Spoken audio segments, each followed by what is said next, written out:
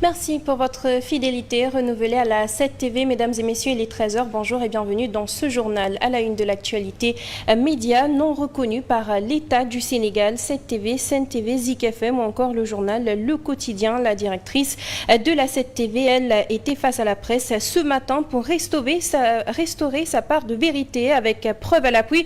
Elle a nié la non-conformité supposée de son média. Par ailleurs, elle affirme que le document restant exigé par l'État a déjà été mis à la disposition de ce dernier. Et puis exit l'installation de la 15e législature. Le Premier ministre Ousmane Sonko envisage désormais de faire sa déclaration de politique générale dans les plus brefs délais. En Conseil des ministres hier, il a demandé au ministre en charge de coordonner les travaux de finalisation.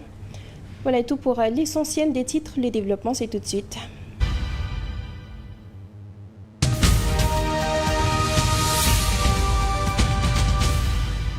Nous le disions tantôt, la directrice de la 7 TV et AZ Actu s'est prononcée lors d'une conférence de presse ce matin sur la liste provisoire de l'État qui exclut ces médias des organes reconnus conformes par l'État du Sénégal avec des preuves de documents à l'appui.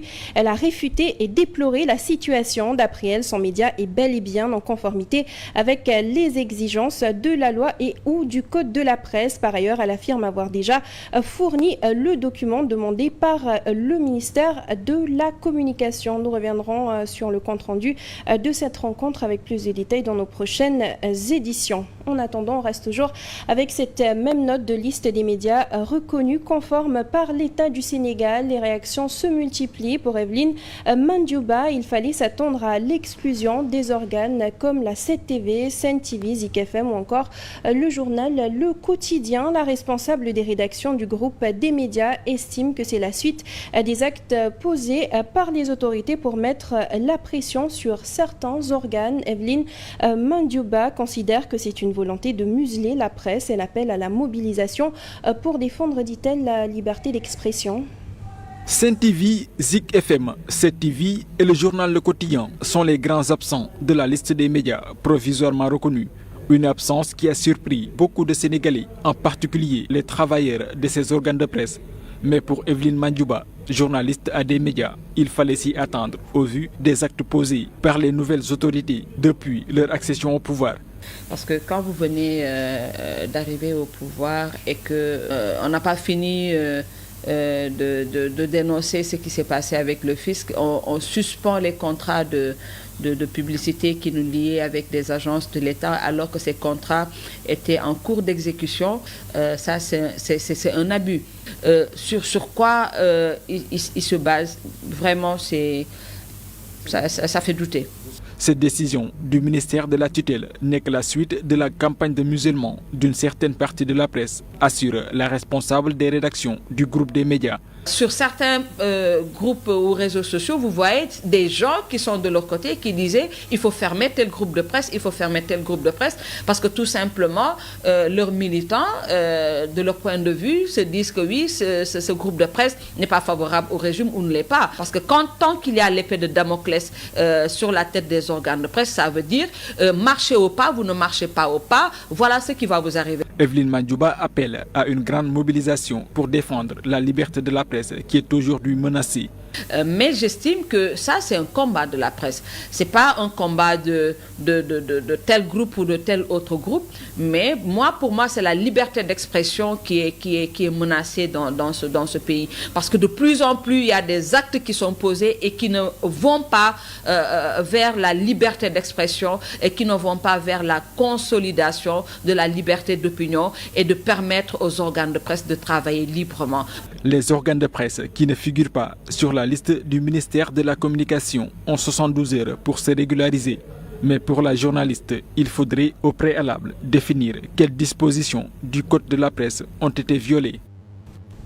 Toujours sur cette question, la volonté du gouvernement est de rayer de la sphère médiatique certains organes de presse qui ne le soutiennent pas. C'est en tout cas ce que croit Adam Affal. Le chroniqueur estime illégal ce procédé de l'État, contraire selon lui à la démocratie et à l'État de droit.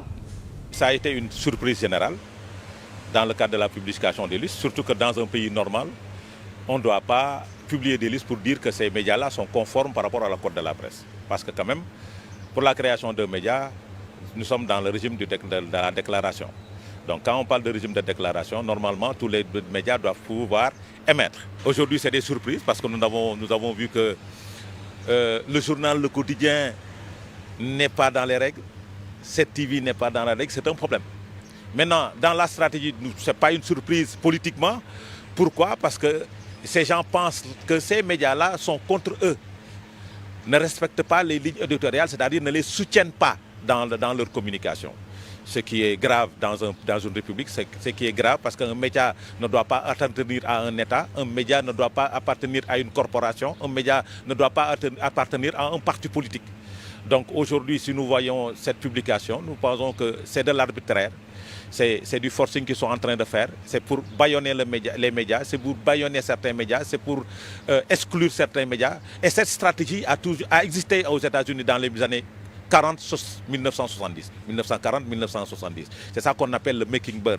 Les médias qui ne sont pas avec le pouvoir sont exclus. Les autres médias, on leur donne des éléments de langage, on leur donne des papiers qui sont favorables à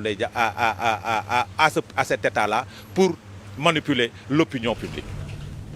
Et pour Mody Guiro, la situation risque de créer à nouveau une nouvelle crise dans le secteur. Ainsi, le secrétaire général de la Confédération nationale des travailleurs du Sénégal estime qu'il faut que les règles du jeu soient bien détaillées par le dialogue entre les différents acteurs.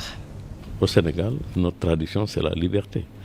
Mais toute liberté également doit être au moins également encadrée d'une certaine façon, responsable.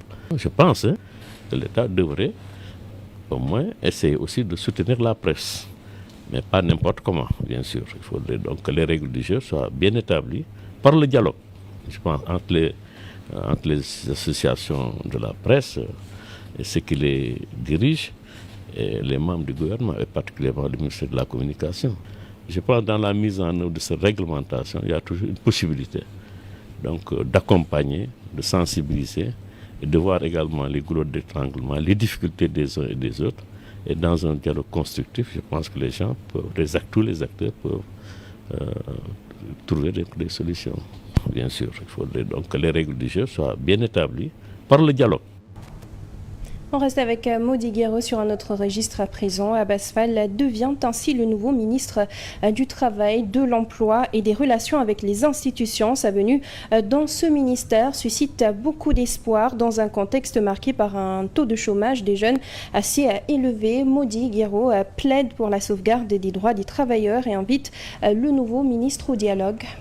Les revendications sont là, c'est de défendre d'abord les emplois dans les entreprises, de les maintenir, de faire en sorte que les emplois ne ferment pas, de faire en sorte que d'autres entreprises soient créés. Ça, c'est notre quotidien. Maintenant, comme vous le savez, la vie syndicale ne s'arrête pas seulement à la création d'emplois. Nous avons également des chantiers, n'est-ce pas? Le coût de la vie, la fiscalité, l'emploi, vous l'avez dit, l'employabilité des jeunes. Mais en vérité, les chantiers sont là et nous attendons donc de pouvoir les poursuivre avec lui. Et très certainement, dans les jours à venir, nous aurons l'opportunité d'aborder en profondeur toutes les revendications qui sont aujourd'hui sur la table du gouvernement ou bien sûr en attente. Et puis sur un autre registre à présent, fraîchement nommé ministre des Infrastructures, des Transports routiers et aériens, Yankoba Diémé est attendu, lui, au tournant par les syndicalistes. Gora Khouma et compagnie invitent le nouvel arrivant à continuer les chantiers déjà enclenchés par El Malick Ndiaye, notamment sur le renouvellement du parc automobile ainsi qu'à la structuration des garages. Malgré des rapports heurtés par moments entre l'ancien ministre des Infrastructures et des Transports terrestres et aériens, El Malick Ndiaye, Gora Khouma n'a aucun regret du passage de ce dernier. Je connais cette personne, sa volonté, son sens d'écoute et l'application aussi des directives de ses supérieurs. Coopté à la tête de l'Assemblée nationale, El Malick Ndiaye cède ainsi sa place à Yankoba Diémé. Celui-ci est attendu au tournant par les syndicalistes des transports. Heureusement pour le nouvel entrant, il connaît un tout petit peu les rouages du secteur. Avec son parcours et son expérience, Nous espérons qu'il saura relever les défis majeurs. Le message des syndicalistes est clair, limpide. L'ancien ministre du Travail doit engager les chantiers déjà en cours. Mais très rapidement, ce que nous demandons, c'est la relance du secteur des transports, avec la réalisation des 2x2 voies sur les corridors Dakar-Banjul, Dakar-Kidira et Dakar-Nouakchott, et aussi un renouvellement du parc interurbain qui va relancer non seulement le secteur des transports, mais qui va créer un nouveau visage pour le secteur du transport. Certaines réformes annoncées par l'ancien ministre, comme la réorganisation des gares routières, la lutte contre la surcharge et la digitalisation des permis de transport. Puisque c'est la politique de l'État, tous ils reçoivent des instructions du Premier ministre et du Président de la République. C'est la nouvelle feuille de route que Yankhoba fera. Aussitôt arrivé, Yankhoba a déjà le soutien des syndicalistes qui comptent l'accompagner pour la réussite de sa mission. Et puis nous l'annoncions dans les titres, Ousmane Sonko fera sa déclaration de politique générale devant la 15e législature dans les plus brefs délais. Il en a informé hier en Conseil des ministres qui s'est tenu exceptionnellement ce mardi sous la présidence bien sûr du chef de l'État. Le président Bassirou Diomaye Faye lui a invité le gouvernement à s'atteler à présent à la mise en œuvre du référentiel Sénégal 2050. C'est durant le Conseil des ministres de ce mardi qu'Ousmane Sonko a annoncé la tenue de sa déclaration de politique générale, soit 24 heures après l'installation de la 15e législature. Le Premier ministre a en effet demandé au ministre secrétaire général du gouvernement de coordonner les travaux de finalisation de la DPG qu'il compte effectuer, dit-il, dans les plus brefs délais devant la nouvelle Assemblée nationale. Exercice auquel il avait refusé de se prêter pendant la 14e législature sans une mise à jour du règlement intérieur. Par ce geste, Ousmane Sonko veut entamer la prise en charge des défis attachés à la mise en œuvre de l'agenda Sénégal 2050 de transformation systémique du Sénégal. C'est pourquoi il exhorte les ministres à engager l'année budgétaire 2025 en accordant une priorité aux dossiers les plus urgents. Ainsi a-t-il demandé à chaque ministère d'élaborer un plan d'action pour le premier semestre 2025. Une idée que soutient le président Bassirou Diomaye Faye qui pense que l'État engage une phase cruciale de la gouvernance du Sénégal. Cette période de redressement et de construction nationale nécessite pour lui écoute, proximité, efficacité, transparence et exemplarité dans la conduite de l'action publique.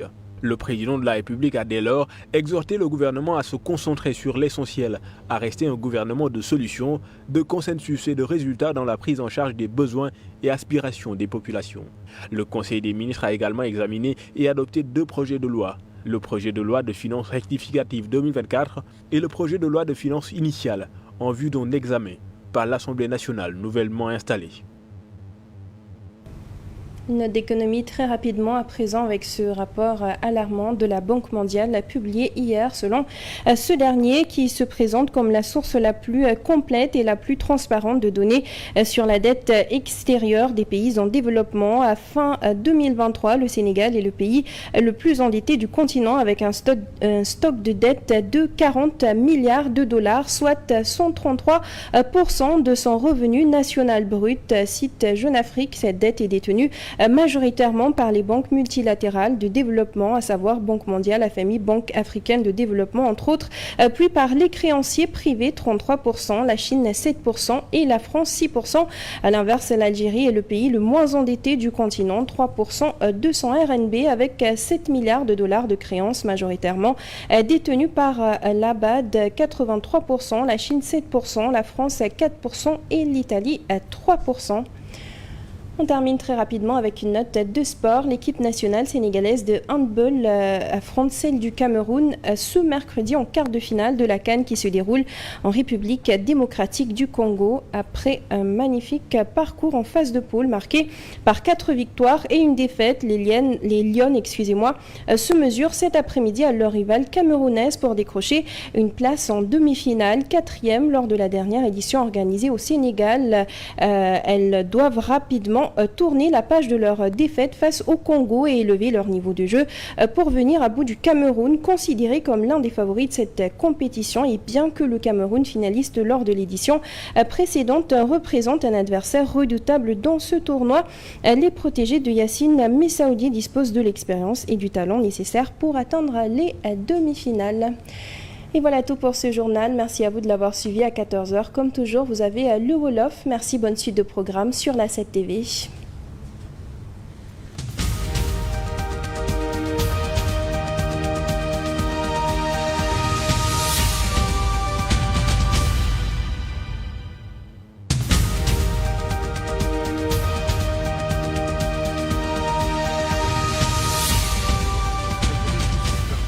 Et vous pouvez la suivre